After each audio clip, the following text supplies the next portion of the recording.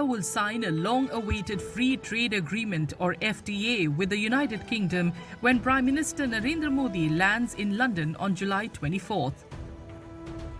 Finalised after 3 years of on and off talks, the deal will cut tariffs on UK whisky, cars and food items while offering Indian textiles and electric vehicles duty-free access to the British market. The UK calls it its biggest post-Brexit trade deal and the best deal India has ever agreed to.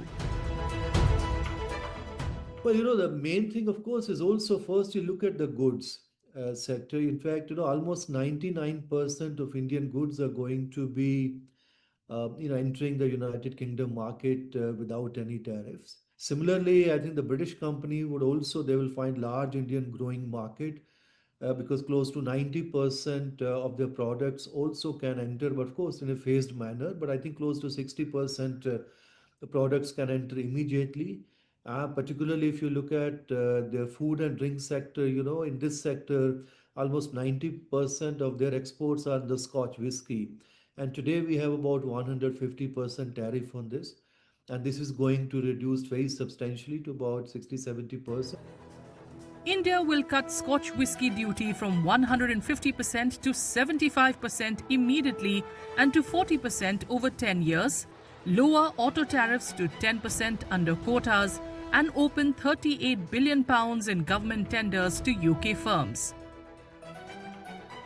In return, the UK will remove import duties on 99% of Indian goods, including textiles, leather, gems and EVs from day one.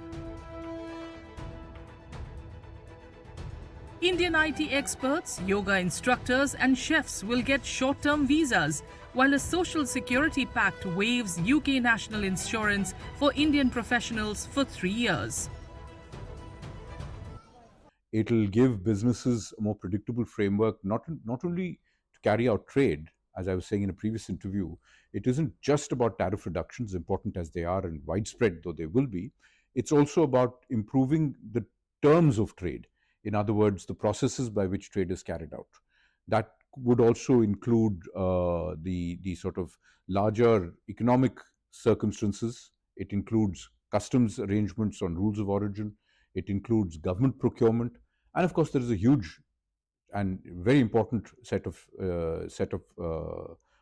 areas covered under services, which is a significant segment of both the British and the Indian economy.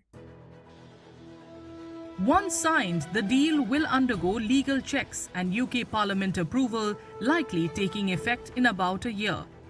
It's expected to boost UK GDP by £4.8 billion and create over 100,000 jobs in India's labour-intensive sectors. While businesses will face new competition, they'll also benefit from leaner supply chains, cheaper inputs and smoother data flows. Strategically, it helps the UK reshape post-Brexit trade and supports India's move away from China-centric value chains.